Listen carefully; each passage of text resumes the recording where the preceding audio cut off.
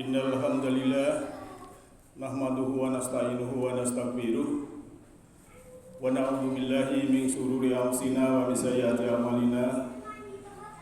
May yahdihillahu fa huwal muhtadi wa man yudlil falan tajida lahu waliyyan mursyida. Asyhadu an la ilaha illallah wahdahu la syarika lah wa asyhadu anna Muhammadan abduhu wa rasuluhu la nabiyya ba'dahu. Allahumma sholli ala Muhammadin wa ala alihi wa ashabihi ajmain, amma ba'd. Ya ayyuhalladzina amanu taqullaha haqqa tuqatih wa la tamutunna illa wa antum muslimun. Ya ayyuhan nasu taqu rabbakum allati khalaqakum min nafsin wahidah wa khalaqa minha zawjaha wa basa minhuma rijalan katsira wa nisaa wattaqullaha alladzi tasaaluna bihi wal arham innallaha kana 'alaikum raqiba. Ya ayyuhalladzina amanu taqullaha wa qulu qawlan sadida yuslih lakum a'malakum wa yaghfir lakum dzunubakum wa may yuti'illah wa rasulahu faqad faza fawzan 'azima. Wa qala Allah ta'ala bil Qur'anil Karim, a'udzu billahi minasyaitonir rajim. Bismillahirrahmanirrahim. Id qalu Yusufu wa akhuhu akabu ilayya illa abina minna wa nahnu musbatun inna abana lafi dhalalin mubin. Kaum muslimin yang berbahagia, jamaah salat Jumat di Masjid Al-Ikhlas yang insyaallah dirahmati oleh Allah Ta'ala. Selalulah kita bersyukur kepada Allah Ta'ala bahwa pada siang hari ini insyaallah kita semua bisa melaksanakan kewajiban sebagaimana yang diperintahkan oleh Allah Ta'ala. A'udzubillahi minasyaitonirrajim. Ya ayyuhalladzina amanu idza nudiya lis-sholati min yaumil jumu'ati fas'au ila dzikrillahi wa dzarul bai' dzalikum khairul lakum in kuntum ta'lamun. Hai manakah dia orang-orang yang telah beriman apabila diseru untuk melaksanakan sholat Jum'ah, maka tinggalkanlah niaga, tinggalkanlah perdagangan, tinggalkanlah pekerjaan untuk segera mengingat Allah. Yang demikian itu adalah lebih baik bagimu jikalau kamu mengetahui. Jamaah salat Jumat yang berbahagia yang insyaallah dirahmati oleh Allah Ta'ala, bersyukur juga bermakna menghargai pemberian Allah yang telah diberikan kepada kita baik materi maupun imateri. Keselamatan, kedamaian, ketenteraman, dan apapun yang membuat kita bahagia, itulah karena Allah yang Maha Pengasih lagi Maha Penyayang. Kalau leluhur kita menyebutnya sebagai Silih Asih, Rahman Rahim, Maha Pengasih Penyayang. Silih Asuh, Maha Pemelihara, Rabbul Alamin, Allah yang memelihara kita. Silih Asah, memberikan kecerdasan kepada kita, diberi petunjuk supaya kita menjadi cerdas. Oleh karena itu, bersyukur juga membuka mata hati, membuka mata jiwa, membuka mata batin, karena bersyukur adalah lawan kata dari kufur. Kalau kufur menutup mata hati, kufur menutup mata batin, tapi syukur membuka mata hati, membuka mata jiwa, membuka mata rohani. Dengan terbukanya hati nurani kita, maka petunjuk Allah yang berupa Al-Quran 30 juz, 114 surat, 6.236 ayat yang telah kita pelajari akan menjadikan secercah harapan, secercah cahaya di dalam sanubari kita masing-masing, dan hidup penuh cahaya. Sedangkan tanaman pun yang di tempat gelap ujungnya akan mencari cahaya, apalagi manusia. Oleh karena itu, mencermati situasi yang saat ini berkembang, topik dalam khotbah siang hari ini adalah bahaya hasad, bahaya iri, bahaya dengki.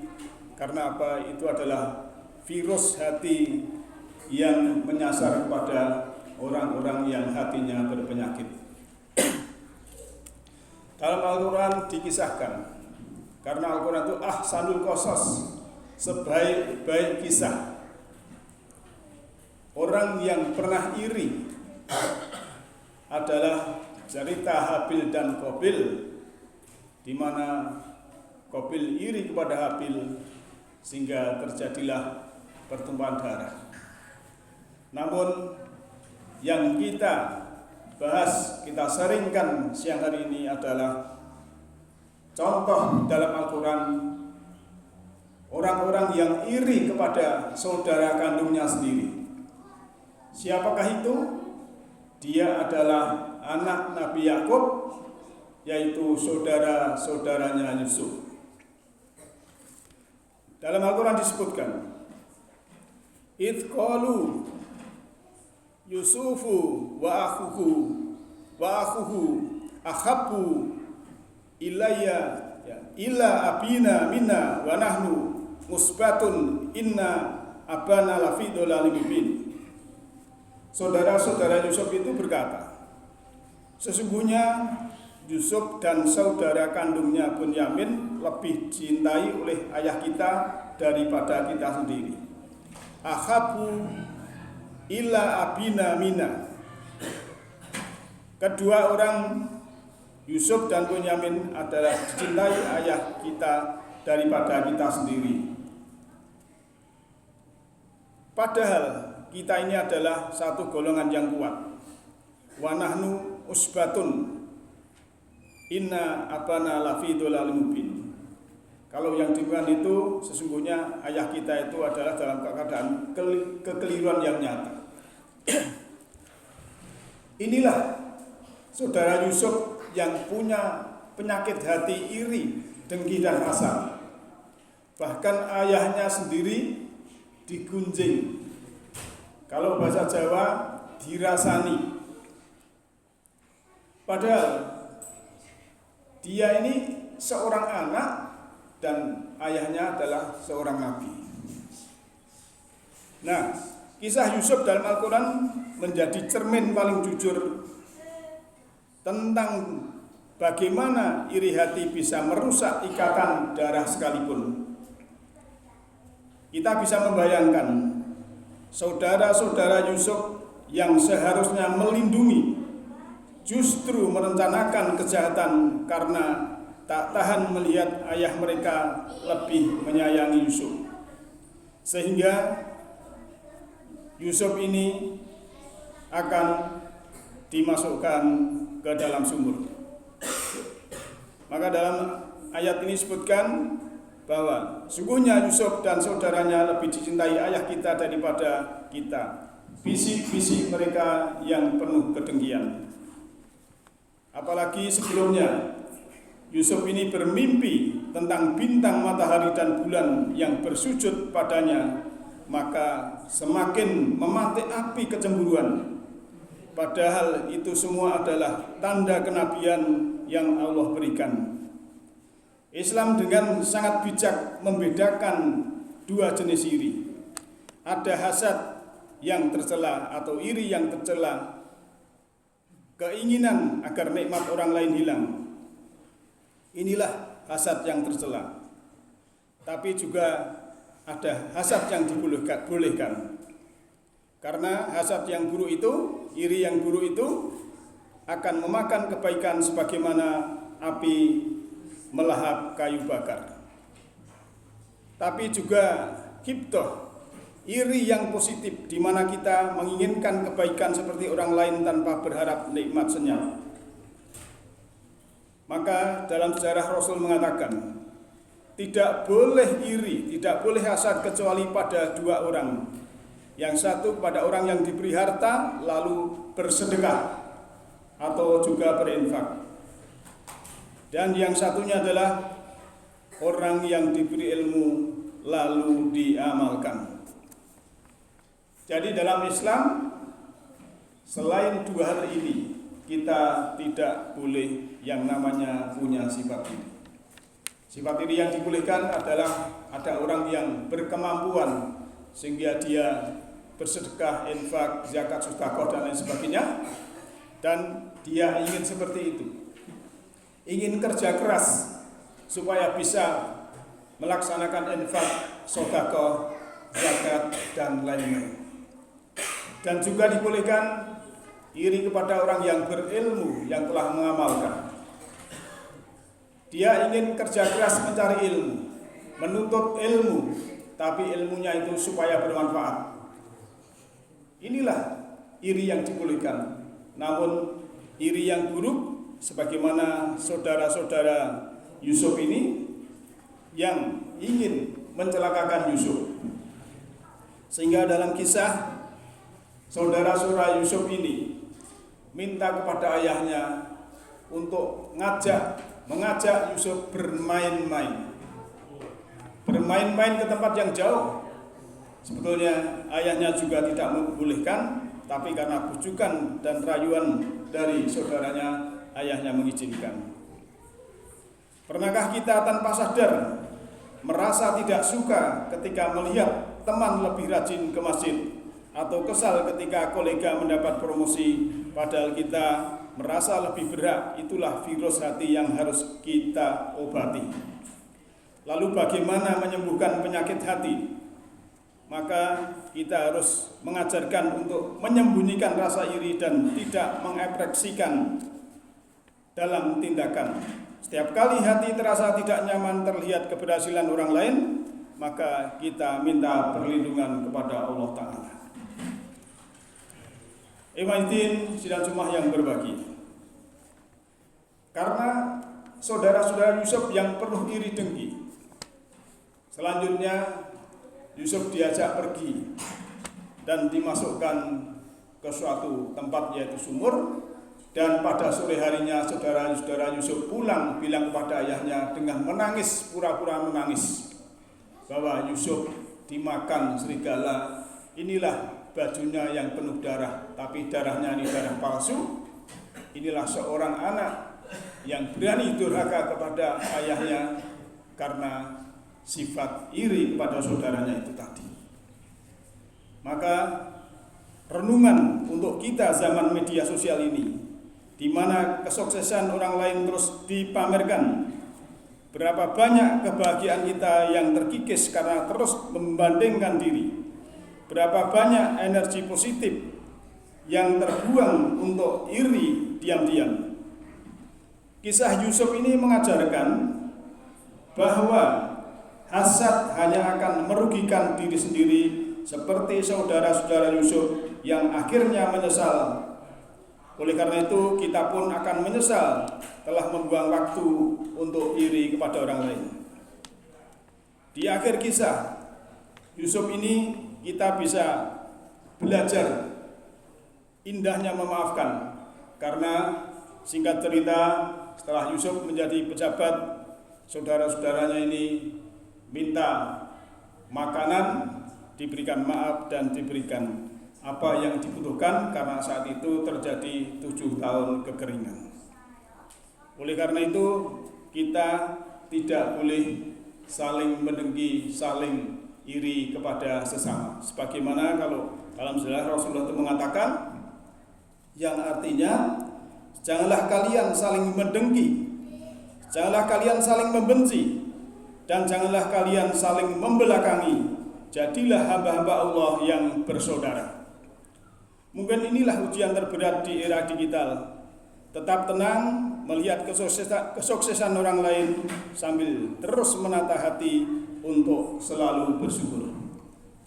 Maka kita diajarkan dalam Al-Quran berdoa, yaitu a'udzu birabbil falak. Ya Allah, aku berlindung kepada Tuhan yang menguasai waktu subuh. Min syarri ma khalaq, dari kejahatan makhluknya. wa min syarri ghasikin idza waqab, dan dari kejahatan malam apabila gelap gulita, wa min syarrin nafasati fil 'uqad, dan dari kejahatan wanita-wanita tukang sihir yang menghembuskan pada buul-buul talinya, wa min syarri hasidin idza hasad, dan dari kejahatan pendengki apabila ia dengki. Oleh karena itu yang diajarkan Al-Quran supaya kita berlindung dari orang-orang yang dengki apabila dengki, karena iri dengki itu adalah sesuatu dari kebencian, dan kebencian adalah kuman yang harus dikikis dalam setiap diri manusia. Oleh karena itu pelajaran yang kita ambil dari topik pada siang hari ini, yang pertama, kita jangan menyebarkan isu-isu yang berupa hoax, karena kalau itu tidak benar hanya bikinan orang-orang yang iri, yang dengki, sehingga kita percaya. Seperti mungkin baru-baru ini telah viral di medsos, yang viral hoaxnya dulu. Sri Mulyani mengatakan Menteri Keuangan guru itu beban, padahal tidak bilang seperti itu. Lantas sudah menyebar ditanggapi, padahal itu bohong, tidak berkata seperti itu. Apakah tidak malu orang yang sudah menanggapi, memberikan fitnah-fitnah yang seperti ini? Inilah kita seorang muslim harus waspada, jeli di era digital ini, karena banyak sekali hal-hal yang sebetulnya tidak nyata, tidak fakta. Kalau kita hanya menyebarkan sesuatu, sharing yang itu sifatnya berantai dan itu tidak ada benarnya, maka kita akan menanggung dosa apabila itu ada dampak yang negatif pada kita sendiri. Oleh karena itu kita selalu berlindung, wa min syarri hasidin idza hasad. Aku berlindung dari kejahatan para pendengki apabila dia dengki. Semoga Allah membimbing kita di jalan Allah yang sangat mulia, yaitu di garis hukumnya. Yahdillahu linurihi ma yasha. Allah memberikan cahaya semesta kepada siapa yang kehendaki. Siapa yang kehendaki adalah orang-orang yang berkehendak kepada cahaya semesta itu. A'udzubillahi minasyaitonir rajim. Bismillahirrahmanirrahim. Walladzi yusawwirukum fil arhami kaifa yasha. La ilaha illa huwal azizul hakim. Wa qur rabbighfir warham wa anta khairur rahimin. Alhamdulillah alladzi khalaqal mauta wal hayata liyabluwakum ayyukum ahsanu amala wa huwal azizul ghafur. Asyhadu an la ilaha illallahul malikul haqqul mubin wa asyhadu anna Muhammadan abduhu wa rasuluhu rahmatan lil alamin. Allahumma sholli ala Muhammadin wa ala alihi wa ashabihi ajmain. Amma ba'd. Ya ayyuhalladzina amanu taqullaha haqqa tuqatih wa la tamutunna illa wa antum muslimun. Innallaha ma'al ladzina taqaw walladzina hum muhsinun. Innallaha wa malaikatahu yusholluna 'alan nabi. Ya ayyuhalladzina amanu shollu 'alaihi wa sallimu taslima. Allahumma sholli ala malaikatikal muqarrabin wa anbiya'ika wal mursalin wa ahli ta'atika ajmain bi rahmatika ya arhamar rahimin. Allahumma ighfir lil mu'minina wal mu'minat wal muslimina wal muslimat al ahya'i minhum wal amwat innaka sami'un qaribun mujibud da'wat. Rabbana la tuzigh qulubana ba'da id hadaitana wa hab lana min ladunka rahmah.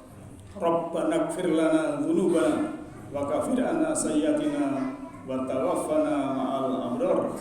Allahumma inna nas'aluka huda wa tuqa wal afafa bil ghina bi rahmatika ya arhamar rahimin. Rabbi adkhilni mudkhala sidqin wa akhrijni mukhraja sidqin waj'alni min ladunka sultanan nasira. Rabbana atina fid dunya hasanah wa fil akhirati hasanah wa qina adzabannar. Subhana rabbil izzati amma yasifun wa salamun alal mursalin Walhamdulillahi rabbil alamin.